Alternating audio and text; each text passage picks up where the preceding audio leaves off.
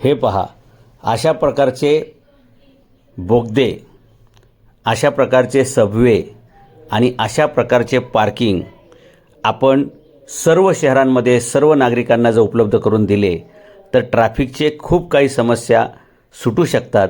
आज दुर्दैवाने सांगावं लागतं आहे की भ्रष्ट अधिकारी आणि भ्रष्ट राजकारणी यांच्या अघोरी आणि अघोषित युतीमुळे सर्वत्र जे काय भ्रष्टाचाराचं थैमान माजलेलं आहे त्याच्यामुळे माणसाचं अर्ध आयुष्य हे रस्त्यावर जातं आहे, ट्रॅफिकमध्ये जातं आहे आणि माणसाचं अख्खं करिअर रस्त्यावर यायची दुर्दैवाने वेळ आलेली. आणि म्हणून हे बदलण्यासाठी आपल्याला अशा प्रकारे सिंगापूरसारखे सबवे तयार करावे लागतील, सिंगापूरसारख्या पार्किंग तयार करावं लागतील आणि सिंगापूरसारखंच देशातील नागरिकांना शिस्तही लावावी लागेल.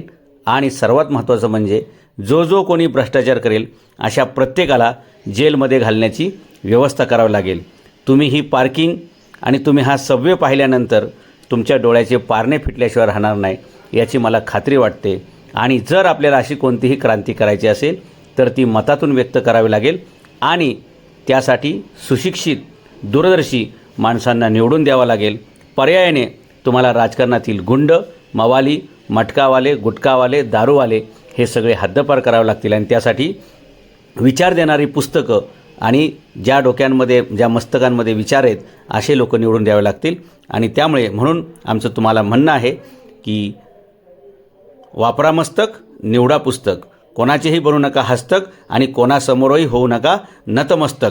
वापरा मस्तक, निवडा पुस्तक.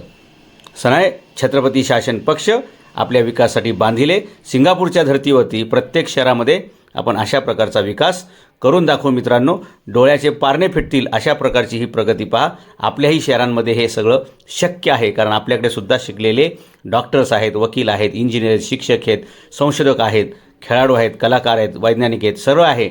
फक्त इच्छाशक्ती पाहिजे आणि ती आपण आपल्या पक्षाच्या माध्यमातून निर्माण करूया.